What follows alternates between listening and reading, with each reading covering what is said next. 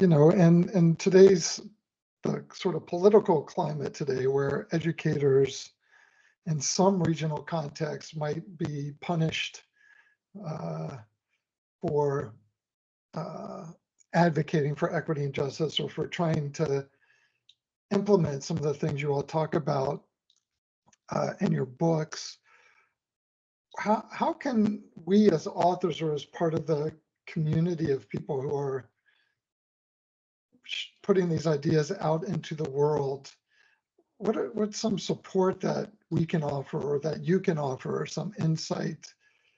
I think that's becoming a bigger and bigger group of people who want to do what you're challenging them to do in your book, but aren't going to get institutional support to do it. I can start on that one. I think one thing that I've heard from readers is that simply talking about the things we're talking about and putting them in writing and having them published has been helpful, because we have a lot of education leaders and policymakers kind of weaponizing this idea of evidence-based and research-based. And so, for example, in my first book, I have a section in there about PBIS, which is a really common behavior management framework, and I talk about the problems with it. And I've heard from so many people about it's so helpful to me that I can go to my district and say, look in this book, it's saying this thing that I'm thinking. And so I think just kind of documenting some of that can be really helpful. But then I also think in our work, we can be real with folks about what are some of the different ways into the work, and what are some of the considerations. In my new book, I have a section about how do you take on risk as an educator, and how should you think about that? I interviewed some different educators about this, and one of them, Lorena Herman, who's an amazing equity leader, said this amazing quote. She said, we don't need martyrs, we need teachers in the classroom, and sort of to really be thinking about what's your role, where do you want to be in the work, and how is your action going to support you or not support you.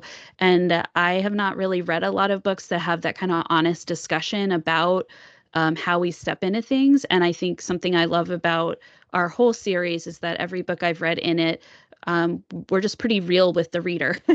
We're not pulling a lot of punches. We're not trying to, hide things under academic language. And I think that that is really helpful to folks. I agree, Alex. And in the spirit of not pulling any punches, one of the things that I talk to folks about who ask me this question is I bring up, and I bring this up in my book too, that I offer a reminder that, we're in a profession where almost 70% of us are white. And there's a lot of social and professional capital that folks who have that protection of whiteness can use to push back on injustice and inequitable practices. And it really resonates with me. I live in New Hampshire right now, and anyone who's following New Hampshire knows that it's just continuing to get worse and worse and worse here in terms of equity and humanization. One of the things that I hear a lot from teachers in this state, especially with new legislation, fairly new legislation that has created a chill in the classroom for folks to do work that's really grounded in equity, is that I hear, I'm so scared, and I understand that on one level, and on another level, having done a lot of consulting work and coaching work for many years, I can say with all confidence that this wasn't happening before that legislation either. Or when it was happening really infrequently. And so I just think that we really have to think about how do we use our, social and professional capital to push back and to take risks, like Alex said. And also, we're never going to change the hearts and minds of everybody. So it's really important to think about our spheres of influence. I think a lot of folks feel nervous about engaging in anti-oppressive work because they don't have the language necessarily to push back. And so doing some of that internal work is really important too. So like at the end of every chapter in my book, I have work strategies and activities for people to do that's more internal, intrapersonal work, and also external work and strategies. So yeah, not pulling punches. So I'm from Texas, and Katie lives in Iowa. I lived in Iowa at the time that we wrote Social Studies for a Better World. Part of why I left Iowa is because I am also a critical race scholar, and they banned it 2 weeks after I moved out of state. So these concerns about being attacked, being doxxed, being trolled, it's happened to Katie and I because of the book, as Paul knows. But I also know that it's happening to a lot of the people that I used to teach with, right? And the people that are teaching now. So we actually have a chapter in our book called How to Teach Anti-Oppressive Social Studies Without Getting Fired. And Katie and I are in the middle of doing a second edition of the book, and we're doing a couple things. So that was chapter 8 in the version that's currently out. We're moving it up to the beginning because we have a lot of pre-service teachers that are terrified, and they start reading the book and they're like, we don't actually think we can do any of these things where we are. Because our book is being used in teacher ed programs across the country and in Canada, including in Texas, including in Iowa. And so we know that even if this is the book that their professors are giving them to read, they're still in states where they're seeing on the news regularly that teachers are losing their jobs. So we want to forefront that in our second edition that should hopefully be coming out in 2025. But then the other piece that we're doing is, I mean, I think we offer really good advice around specifically what Shauna just mentioned, like doing what you can in your spheres of influence, finding your people. We offer resources. We offer various suggestions for those kinds of support. Remember who you're fighting for. But in this second edition, we're going to be really intentional about interviewing people who have been fired or who have been pushed out across the country. And we actually just sent out invitations for interviews 2 days ago. So we want to be able to offer advice, but we also know that neither one of us was teaching right now, right? And so we want to hear from people that are going through this in this particular moment. And so hopefully that will be useful because we're going to ask them both for their advice for new and current teachers, and also who supported you, and would you have done anything differently? Because some of these people that we've already started to be in conversations with are like, I did the right thing. I can sleep at night. This school district was not doing the right thing for all children, and I stood my ground, and I'm okay with that. And we know not everyone can say that, right? Like some people have the privilege of being able to have the, the savings or the flexibility to look for another job, and some people don't. And so we're hoping that these interviews will give readers a lot more insight into the realities of dealing with these challenges right now, knowing that as much as we try to inspire folks, like in this current climate where there's book bans and people being trolled just for trying to make sure that every single one of their students and those families feel seen, we also want to just offer as much practical advice from people who are in the classroom. And so hopefully the next edition will support people even more than the current one does. I think that I'm in an interesting position with mine, which obviously hasn't come out yet, but a lot of the book, almost all of the book really, is reflections from people who were once students. Some of them are still students, although they're adults. And it honestly, although it doesn't pull punches, it's a gentler book than I was expecting to write.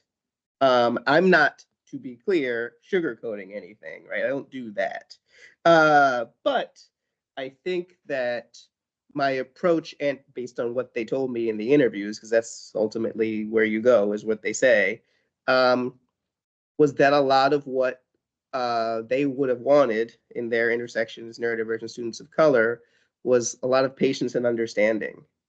And I'm not saying patience and understanding is going to roll back book bans. That's not what I'm saying. But I am saying in terms of internal work, right, that like even the ones who are already trying to do things right will lose their patience, right, and will categorize people in ways that they may not have wanted to.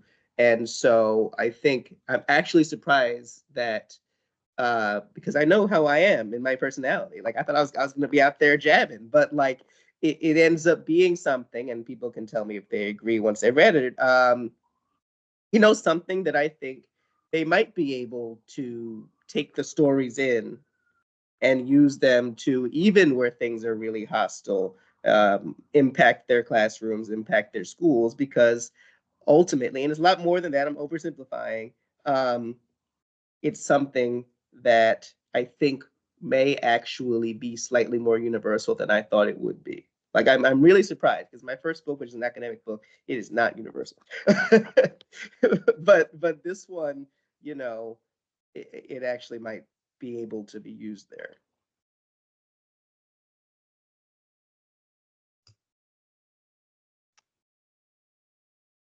Anyone else? Something to share on that?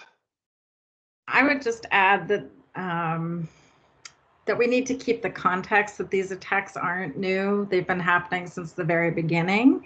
And as educators, we should know that clearly education is a place that people are worried about, and we actually hold more power than maybe we feel like we do. Because education is always the target, which tells us how much power we actually have.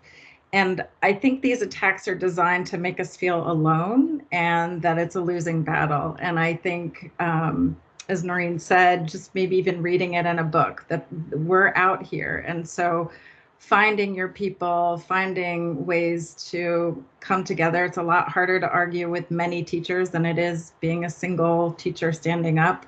Where are your people? How do we stand together in solidarity? And just know that this is part of the historical context that's existed since the beginning of naming this country what it's named. I don't know. I don't know if any of you are old enough to remember this, but there was in some ways similar blowback even when it was called multicultural education. I was getting threats. People were getting threats around that. That was in the like 90s, late 80s, early 90s.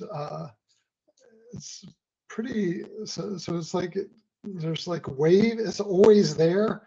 And there are waves when it gets a lot stronger and almost normalized.